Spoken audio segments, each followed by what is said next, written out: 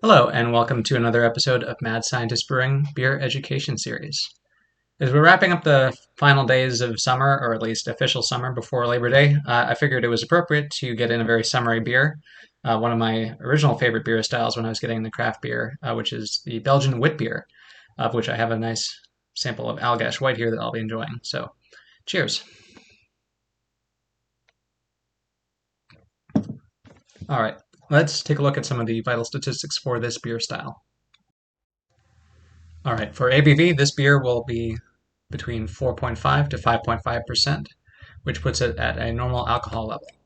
It will have an original gravity range of 1.044 to 1.052, or 11.0 to 12.9 degrees Plato. It'll have a final gravity of 1.008 to 1.012, or 2.1 to 3.1 degrees Plato. The IBUs are 8 to 20, with a low perceived bitterness, and the SRM is 2 to 4, and giving it a straw color. All right, sensory notes on this beer. For appearance, it's going to be a very pale straw to sometimes a deep yellow color, but the haze from the yeast often makes it seem quite a bit lighter. The beer is going to be very cloudy from starch, haze, or yeast, and that can give it that milky, whitish, yellow shine. It has a very dense, white, and moussey head to it, and head retention should be pretty good on this. For the aroma, it's going to have a moderate bready maltiness, and often with light notes of honey or vanilla. It has a light, grainy, and spicy wheat aromatics to it, and a moderate perfumy lemony coriander, which is often a complex herbal, spicy, and peppery notes as well in the background. It's going to have a moderate zest to it, citrus orange, fruitiness to that zest. There should be some spices that are blended in with the fruit flavor and sweet aromas, but they are not overly strong. Flavor-wise, it's got a very pleasant, bready, grainy malt flavor, often with that honey and vanilla character. It's got the moderate, zesty orange, citrus fruitiness to it, and herbal spicy flavors that may have that lemon, coriander, and other spices that are common, but they are subtle and balanced, not too overpowering. It'll have a spicy, earthy hop flavor that could be either very low or none at all. This is not terribly hoppy at all. It's a very yeast flavor driven beer with some spices added.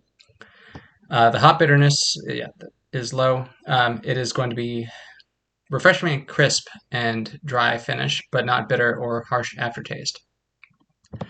For the mouthfeel, it's going to have a medium light to medium body, often having a smoothness and light creaminess to it. It's very highly carbonated, so that gives it a bit of an effervescent character. It's very refreshing, both from the carbonation, the dryness, and the lack of bitterness in the finish.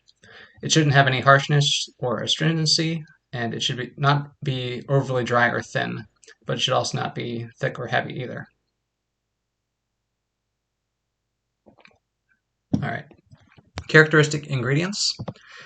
This is a rather unique style in that unmalted wheat makes up a good portion of the grist, anywhere from 30 to 60 or sometimes even more percent of the grain bill is unmalted wheat, with the rest usually being low color barley malt, and some versions using up to 10% raw oats or other unmalted cereal grains. Traditionally, this is going to also have coriander seed and dry curacao orange peel, although some brewers who make it also tend to throw in a kind of a mystery ingredient as well to differentiate theirs and make it a bit more unique as well. But that should be similar in line with that orange peel, citrusy, nice flavors. And it's also going to be using a mild, fruity, spicy Belgian ale yeast. For the history of this beer, this is a Belgian ale. It's part of a group of medieval white beers from the Leuven area that pretty much all but died out in 1957, but was thankfully revived in 1966 by Pierre Chelles at what became the Hoegaarden Brewery in the town of Hoegaarden. After Hoegaarden was acquired by Interbrew, the style started to grow rapidly and inspired many similar products. A lot of faux craft beer versions of it include Blue Moon and Shock Top. These are traceable back to the Chelles recreation of the style and are not from the other versions of it that existed several centuries ago in Belgium. For style comparison, this is a low bitterness level with a balance that is similar to a Weissbier, but the spice and citrus character come from fruit and spice additions rather than the yeast, as with the Weissbier or Weissbier, the fruitiness comes from the yeast instead of the added spices. Some commercial examples.